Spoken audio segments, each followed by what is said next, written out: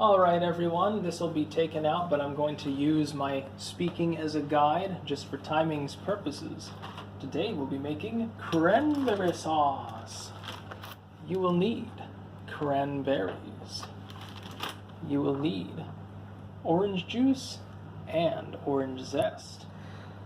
A bit of water, sugar of whatever kind you happen to want.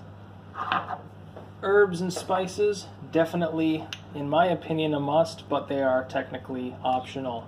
We've got cinnamon and we've got nutmeg. Very Christmassy.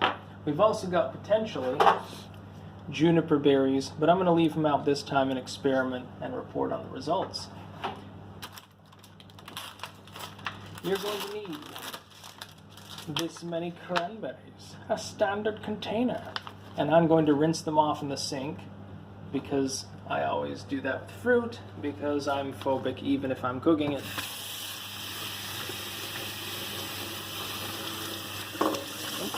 You'll always lose a few, that's alright. Those are the floaters, they're worthless anyway. Those are the Elian Gonzalez cranberries. Once they're rinsed a little bit, I'm going to put them to the side. Now, in a pot, you will add your water. I'm adding about a half a cup, so a little bit more than a quarter of a cup of orange juice.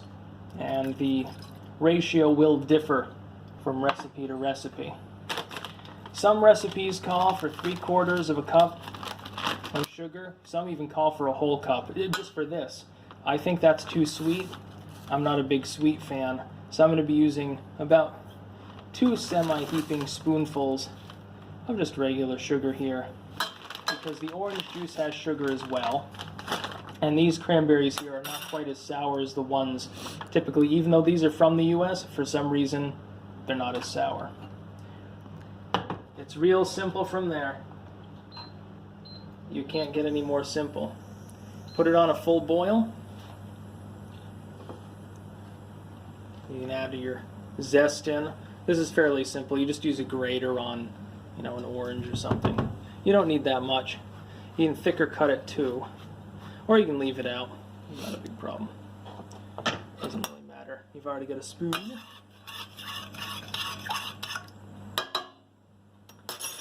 you just have to let that boil. You can stop. Alright then, now that you've got it to a roiling boil, as you can see from that slowly approaching foam, you need to add the cranberries. That'll immediately stop that boil, by the way. Let it boil for a second.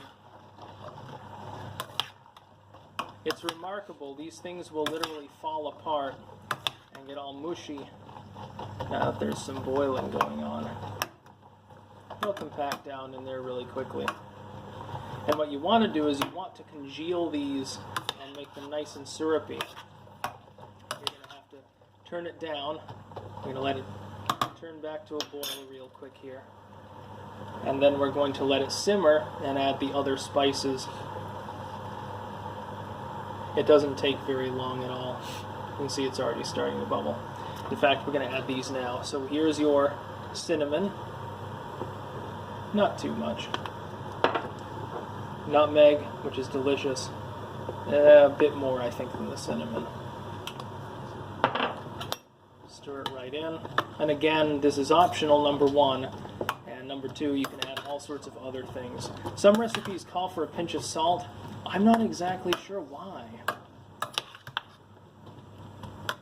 I can't imagine wanting to add salt to this. The whole purpose, in my opinion, it's meant to be sweet and tart. Some of them are just sweet, some of them are basically unsweetened.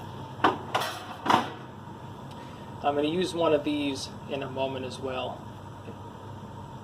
Alright, and then this is basically the last step, which is, and this is again optional. You do not have to do this.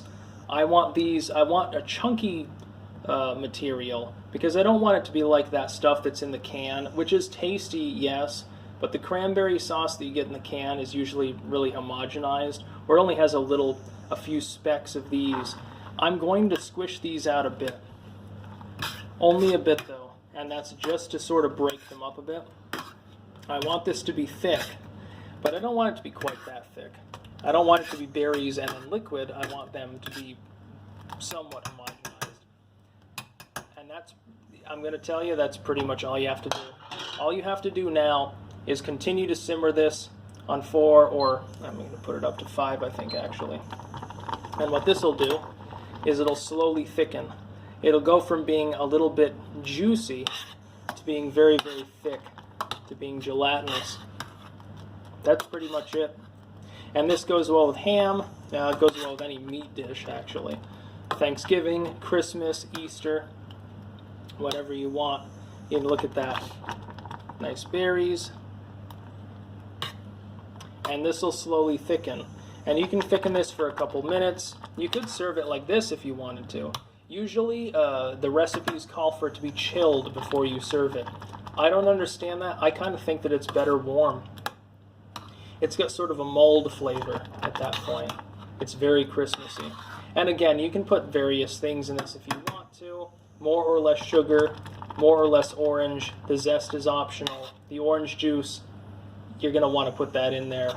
This recipe particularly is delicious. If you have about a pound of cranberries, again, a little more than 1/4 cup of orange juice, a little bit more than that of water, and just a bit of sugar, and it's really to taste. Some of you are going to like it more sugary, some of you are going to like it a little bit more tart like I do, and this will thicken up. That's about all. Peace out. And so here we go.